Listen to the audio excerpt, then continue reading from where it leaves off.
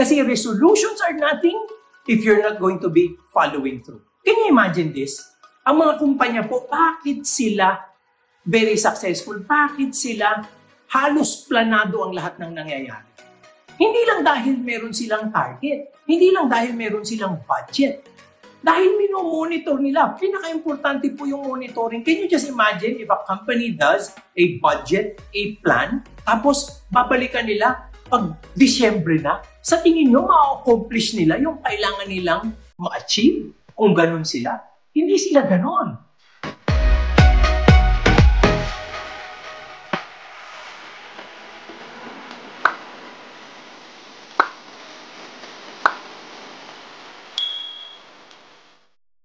Hello mga ka-RFF! Happy New Year! Kumusta po kayo? This is again Rex Mendoza from Rapper Financials. Kamusta po ang ating naging holidays? Mga Pilipino po tayo. Kahit may pandemya, nagagawa natin ang paraan yan. We will always have a Merry Christmas and a Happy New Year, and I'm sure you've all experienced that. Pero New Year na po. And again, because it's New Year, ano po ang medyo laging katambal niyan? New Year's resolutions. That's the reason why I wanted to share this video with you today. Because I want to be able to at least guide you and help you get into these New Year's resolutions. New Year's resolutions na sana naman po matutupad. Hindi naman kagaya ng iba nating mga naging resolutions in the past, na wala pa kung kalahating buwan ng Enero, ay nakalimutan na natin. Yes, I'm going to help you out because I'm going to be presenting a simple idea about money resolutions for the new year. And on top of that, move into a strategy to make you get on track. Not just for January, but for the rest of the year. So, plain and simple po, ito ay mga suggestions po lang. And hopefully, if you get to follow them and move into strategy later on, you can fulfill what you want for yourself for this year. And you're going to be on track for such a memorable and meaningful journey in 2021. So, ano ba usually ang sinasuggest ko sa mga tao when it comes to money resolutions during the new year? Ito po yun. 5 money resolutions. Number 1, still, always, and very basic, start with goals. Goals. If you have the chance to sit down and really think about goals, it would be great. Para po dun sa mga medyo hindi pa sanay gawin ito, start with short-term goals. Start with goals for the year. You know, at the end of the year, magkanong ipon nyo, ano ang natipid nyo, anong nailagay nyo sa inyong investment instruments, anong investment instruments, at magkano. Ano ang gusto natin? Let's start with something realistic, but stretch that a bit. Very important, realistic, but stretch that a bit. Kasi pangit naman po pag walang stretch, kasi walang excitement, walang challenge, hindi po natin magagamit ang ating lahat ng kakayanan. So stretch it a little bit further. Second, if you now are comfortable in your short-term goals, maybe you can make this the first year within a 5-year horizon or even more. Siguro po, it might be a good chance. Total, may pandemya naman. We have the time. We can stay at home, talk to our significant other, and really think about major, longer-term goals. Maaari pong hindi natin ito masyadong pinapansin, hindi natin masyadong binibigyang oras, pero it might be high time before we get into investments, before we get into the choice of instruments, into stock selection, into investment selection, please start with the goals you want to accomplish. We never save and invest to make more money. We save and invest to fulfill financial dreams, to achieve goals. So ano po yung mga goals na yon? It can be education for your children. It can be the dream home. Yung napakagandang bahay, reward mo sa pamilya. And lastly, maybe it can be your retirement, your great life within your twilight years. Ito po medyo long term, pero kailangan umpisahan na natin ngayon para 2021 is a solid year for us to achieve those long-term goals. So, unahin ko po, short-term, para at least para dun sa mga hindi sanay, ano ang kailangan nilang gawin, maybe quarter on quarter, and for the whole year, to set forth a journey of discipline. Pero, dun po sa medyo sanay na, alam na nila yan. Gawin po natin, solid na yung long-term goals. At pagtugmain natin yung dalawa para it's going to be a journey that's clear, tahi, at wala tayong makakalimutan at mapapabayaan.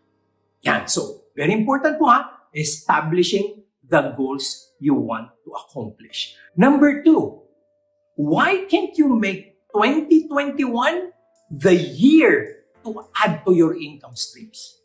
Yan. Siguro po, kailangan meron din tayong gawing resolution within 2021.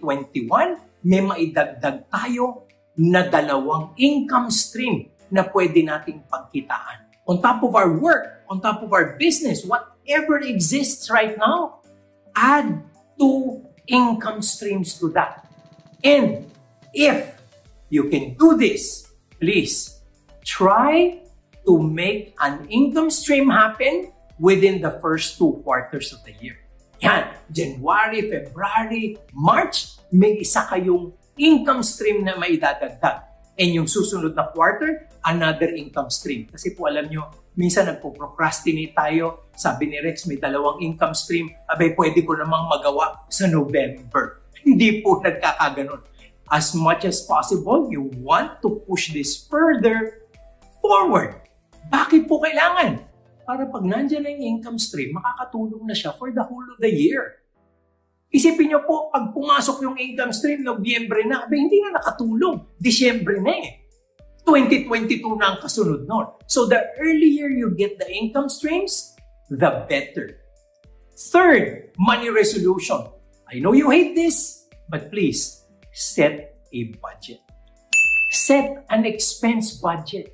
Get yourself to sit down. How much are you going to be spending for food? How much are you going to be spending for transportation? Alam niyo po, dapat konti na lang yun. Karamihan work from home. So, bumaba yun. Pero even on the food side, alam niyo, minsan napapabayaan natin, might be a good chance to save. Pero, pa-deliver na lang tayo ng pa-deliver. Nawawala na din po yung disiplina. Sayang. Can you just imagine? Almost so many days of the whole year, you're now eating at home, you're cooking at home. In fact, mas masarap, mas mura. Bakit hindi natin gawa ng paraan para mapababa natin yung expense na yan? Para mas malaki ang maitabi natin. So, set forth a budget that you're going to follow. Sit down with your significant other, sit down with your children to make this an exciting thing that everyone will be cooperating with. Everyone will be helping out to make things happen. So, since may income tayo na nadagdagan pa natin ng 2 income stream or madadagdagan ng 2 income stream, may budget tayo. So, anong number 4? Ang number 4 is to invest regularly. Invest regularly. Isipin na po natin kung saan natin ilalagay ang ating investment, anong instrumento for the year, and constantly do that on a monthly basis.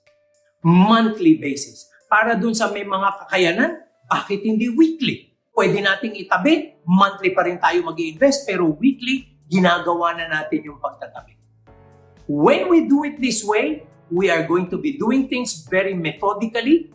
You won't care about the market, you won't care about the ups and downs, you will just have a constant investment that you will grow all throughout the year. When you do that, you're going to be amazed on how you will be hitting your year-end goals as far as your investment targets are concerned. And ang number 5, last but not and never the least, is to monitor all that you're doing for the first quarter. Monitor. Very important po yung pag-monitor ng ginagawa natin. Kasi resolutions are nothing if you're not going to be following through. Can you imagine this? Ang mga kumpanya po, bakit sila very successful? Bakit sila halos planado ang lahat ng nangyayari? Hindi lang dahil meron silang target. Hindi lang dahil meron silang budget. Dahil mino-monitor nila. Pinaka-importante po yung monitoring. Can you just imagine if a company does a budget, a plan, tapos babalikan nila pag Disyembre na? Sa tingin nyo, ma-accomplish nila yung kailangan nilang ma-achieve? Kung ganun sila? Hindi sila ganon.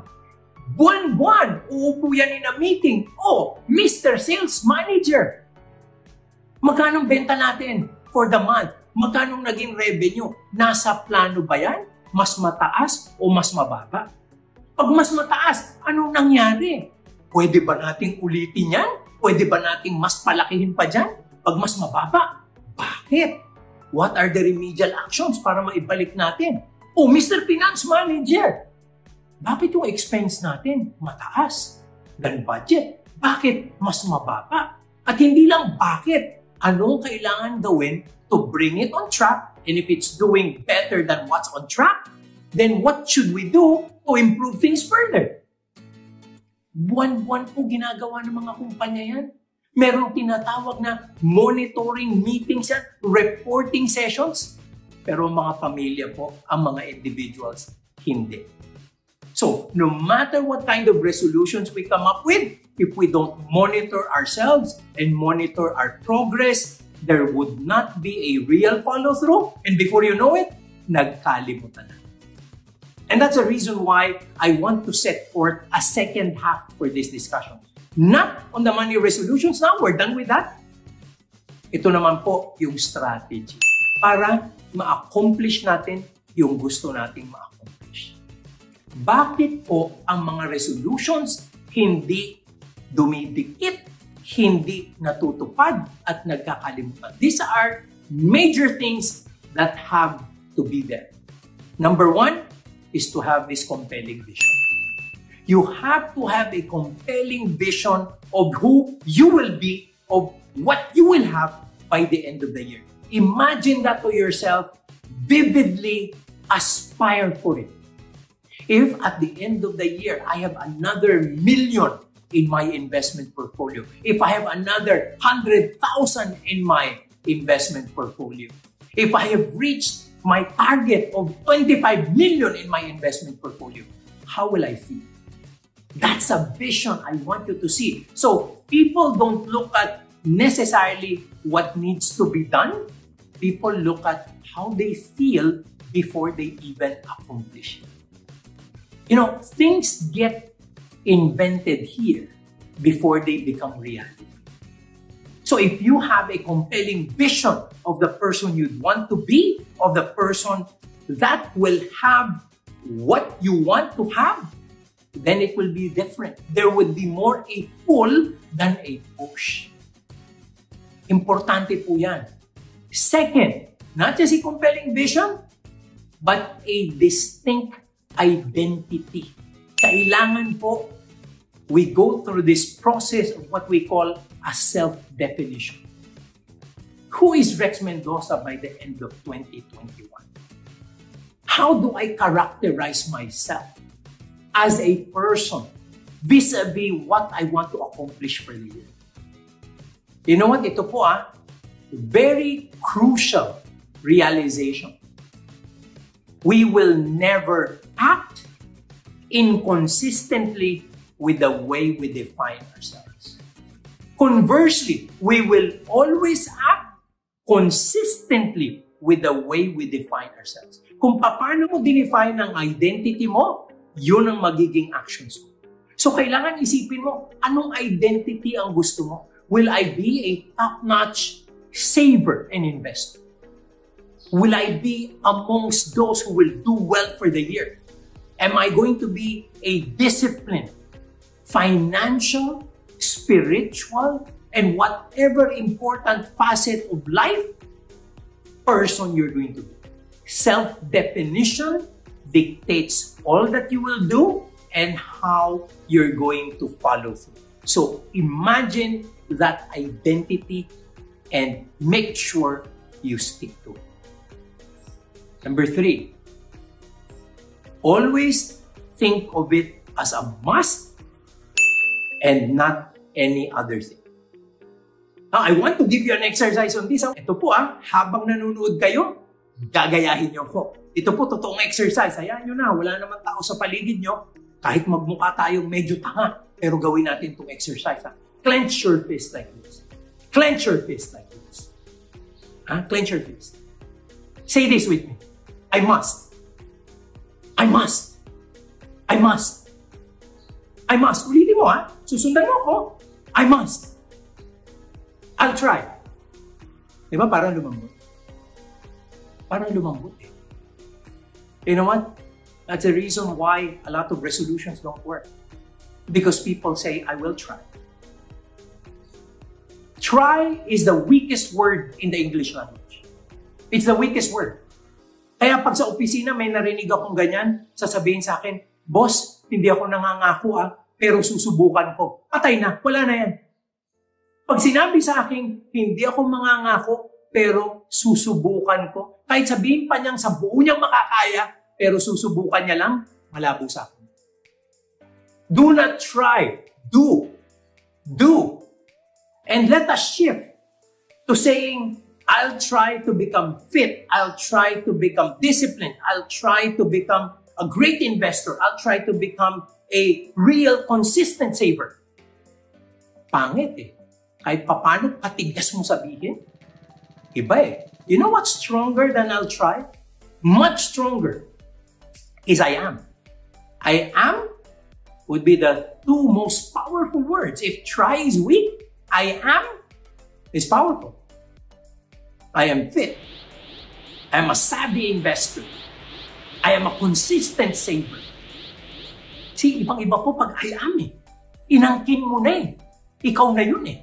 There would be a great difference on the way you will feel and the way you will follow through because you have already claimed it. That's the reason why great resolutions for great people always happen because they claim it before they become real. The emotions follow through before they even start with their journey. They already felt it within their hearts. They already felt it within their veins. All it takes is the follow. And that's why we go on to the last one, which would be systems and standards. Systems and standards, which will be number 5 of your resolution, which is to monitor the activity, make sure you have a greater standard, and making sure that you're measuring yourself in every facet that you set forth at the start of the year. Alam niyo po itong strategies na to magagamit ito hindi lang sa kaperahan, hindi lang sa investment, even in health, even in intellectual and spiritual aspects of our lives. Ibang-iba po pag may standard. Hindi ba? Yung gigising ka sa umaga, do you start with a prayer? Or do you start looking for your cell phone to read the text messages you missed last night?